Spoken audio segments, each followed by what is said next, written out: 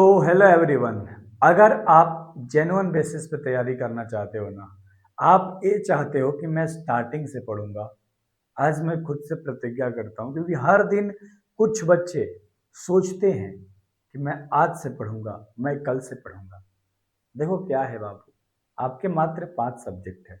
अगर आप थोड़ा सा फोकस करोगे ना अपने आप पे, अपने डिसिप्लिन पे, तो अपने आप को आप बहुत बेहतर बना पाओगे। एंड मैं आज आपको जो तरीका बताने वाला हूँ ना, क्योंकि मैं हिस्ट्री भी पढ़ाता हूँ, मैं इंग्लिश भी पढ़ाता हूँ, मैं फिजिक्स भी पढ़ाता हूँ, मैथ्स भी पढ़ाता हूँ। देखो, मैंने हर सब्जेक्ट में मास्टरी कर रखी है, बट मैं हर चीज़ यूट्यूब पे नहीं पढ़ा सकता। कोई जज कर लेगा मेरे को, इसलिए मैं आप सभी को मैथ पढ़ाता हूँ और इंग्लिश पढ़ाता हूँ। लेकिन मैं आज आप सभी को सारे विषय में कुछ ऐसे चीज बताने वाला हूँ, कुछ ऐसे स्ट्रेटजी देने वाला हूँ, कुछ ऐसे तरीके जिससे आप अगर फॉलो कर लिया तो आप 7 से 8 महीना में बेहतर कर पाओगे। लेकिन ये बात है कि शुरू से कैसे पढ़े हम लोग। अब आपका सेशन स्टार्ट हो गया है, तो अब से आप लोगों को कैसे पढ़ना है, ध्यान से देखिएगा।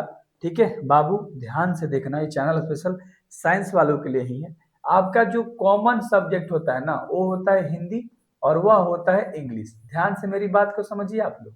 ये जो आपका 2 सब्जेक्ट है ना, इस पे आपको बहुत कम समय देना है।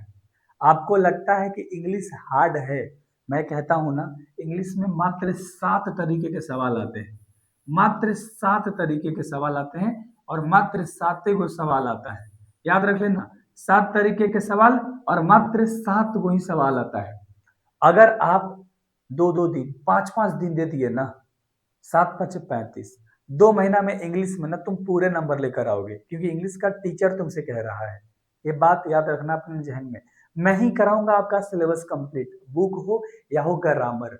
इतने बेहतर तरीके से आपने एक्सपेक्ट नहीं करा होगा, चाहे वो हिंदी हो चाहे वो इंग्लिश हो। तो मैं इन दोनों की बात ही नहीं करने वाला भाई, मैं इन दोनों की बात ही नहीं करने वाला आपके सामने, क्योंकि ये एक लैंग्वेज पेपर होता है।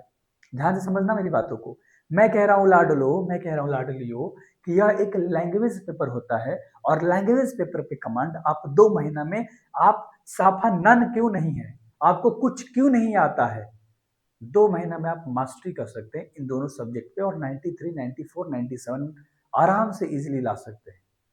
बचता है आपके पास 3 गो सब्जेक्ट, या तो किसी का मैथ होगा, ध्यान से देखिएगा, या तो किसी का बायो होगा।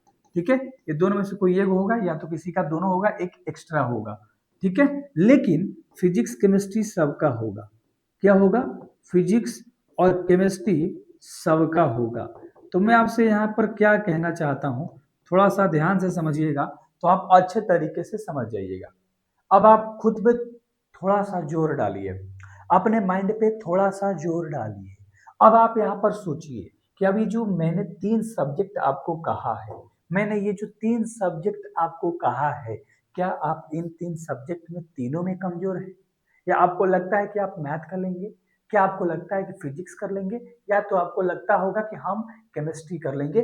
तीनों में से कोई एक ऐसा सब्जेक्ट होगा जो आपके लिए इजी होगा, तभी आप साइंस लिए पढ़ रहे हो। या अगर आपको ये तीनों पेपर टफ लग रहा है, तो इसका मतलब ये है कि आप किसी के दबाव में आके साइंस को लिए हैं, अपने मर्जी से, अपने इंटरेस्ट के आधार पे। आपकी हॉबी ही नहीं है इन सारे सब्जेक्ट को पढ़ना। फर्स्ट ऑफ ऑल साइकोलॉजी को पकड़िए मेरे भाई। आपका माइंड क्या कहता है, आपके थॉट किस तरीके के आते हैं आपके सब्जेक्ट से रिगार्डिंग, आपकी थिंकिंग किस तरीके से होती है आपके सब्जेक्ट के रिगार्डिंग, तब आप बेहतर कर पाइएगा। मेरी बात को हमेशा जहन में रखिएगा कि अगर इंटरेस्ट नहीं है तो अभी स्विच कर जाइएगा और आर्ट्स, लेकिन आप 12th में हैं, ये भी याद रखिएगा, तो हो नहीं सकता। क्लियर है? तो इसी को पकड़ के चलना है। 11th में आप पढ़े हो, आपको जरूर आइडिया होगा कि तीनों में से कौन सा जो हमारा सब्जेक्ट है वो एक इजी है। अब हमारे पास इजी वाले जो सब्जेक्ट है उसको हम साइड में रखेंगे। कोई भी एक वो आपका सब्जेक्ट जो होगा वह इजी होगा, ध्यान से देखिए। ठीक है, आपका हिंदी साइड, आपका इंग्लिश साइड। इंग्लिश आप पढ़ सकते हो, मैं पढ़ाने वाला हूँ ना, तो उसका टेंशन नहीं है। डेली आपको लेक्चर देखते चले जाना, लेक्चर देखते चले जाना, और 30 मिनट पढ़ाई करना। इंग्लिश तुम्हारा धारा हुआ है, और हिंदी पे तो तुम खुद कमांड कर लेने वाले हो, लेक्चर से ही, क्वेश्चन आंसर से ही, तो उस पर मुझे ज्यादा फोकस करने की जरूरत नहीं है। अब हम बात करते हैं आपके वो जो दो सब्जेक्ट हैं जो आपको टफ लग रहे हैं, क्योंकि जो आपको इजी लग रहा है इस पे तो आप खुद कमांड बना लोगे। अरे खुद आपका फोकस बना रहेगा, क्योंकि कहीं ना कहीं आपको ये इजी पड़ रहा है, तो इसमें आपका इंटरेस्ट रहेगा, तो इस इंटरेस्ट को बनाए रखिएगा।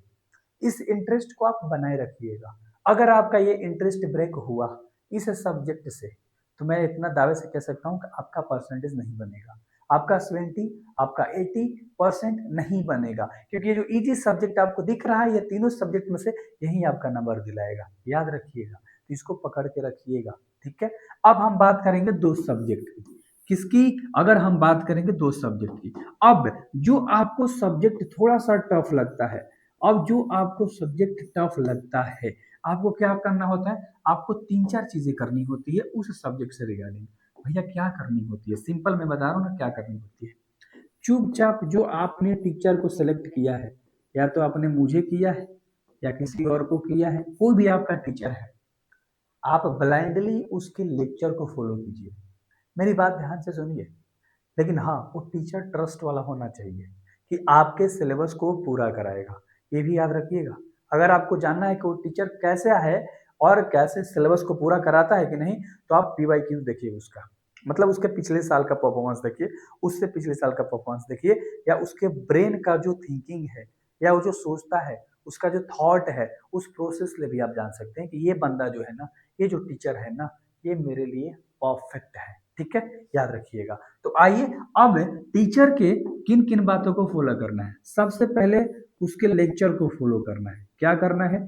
उसके लेक्चर को फॉलो करना है। वो जैसा पढ़ा रहा है उस लेक्चर को हमें देखते जाना है, ठीक है। उसके बाद इस टीचर का क्या होगा? भैया लेक्चर का नोट्स देगा, इस नोट्स को अच्छे तरीके से हमें क्या करना है? फॉलो करते जाना है, यानी लेक्चर उसके बाद आपका नोट्स, याद रखिएगा।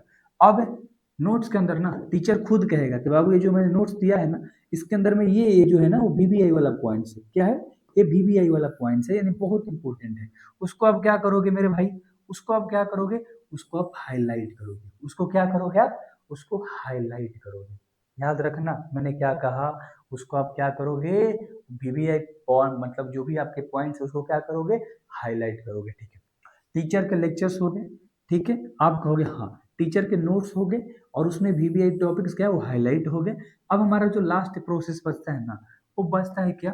उस चैप्टर के अंदर अगर कोई ऐसा चीज है जो हमें याद करना है, ध्यान से देखना, अगर हमें कोई चीज याद करना है तो हम उस पर टूट पड़ेंगे स्टार्टिंग से ही। भैया कोई भी चैप्टर हम पढ़ रहे हैं ना, तो चैप्टर वाइज हम चीजों को करेंगे। हम ये नहीं देखेंगे कि हमारा बुक का जो विथ है वो इतना मोटा हमारा किताब है, नहीं, इस चीज को हम नहीं देखने वाले। हम क्या देखने वाले हैं? हम देखेंगे मात्र चैप्टर को, चैप्टर का वेटेज कितना है, भैया यहाँ से कितने नंबर के सवाल बनते हैं, सब्जेक्टिव में और ऑब्जेक्टिव में कितना बनता है, आपका टीचर ये बताएगा।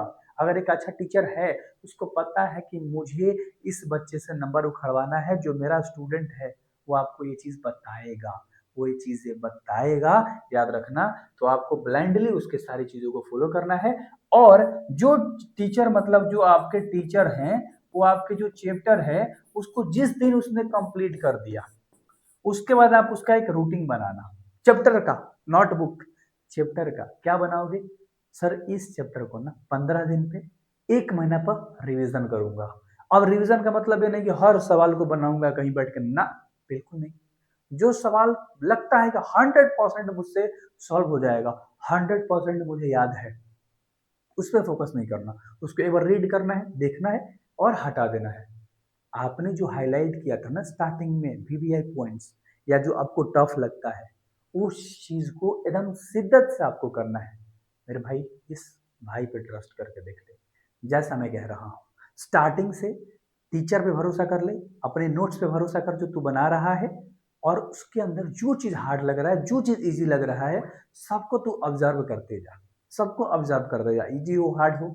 हाँ, लेकिन उसे ही देखेंगे जो हार्ड है, उसको रिवीजन में हम मल्टीपल टाइम्स लेंगे, 2 बार, 4 बार, 10 बार, ठीक है, 8 बार, 7 बार, जितना बार लेना पड़े। याद रखना ये मनीष भैया का दावा है, तुझे अगर साइंस में फोड़ना है ना, मैं हर चीज दूंगा।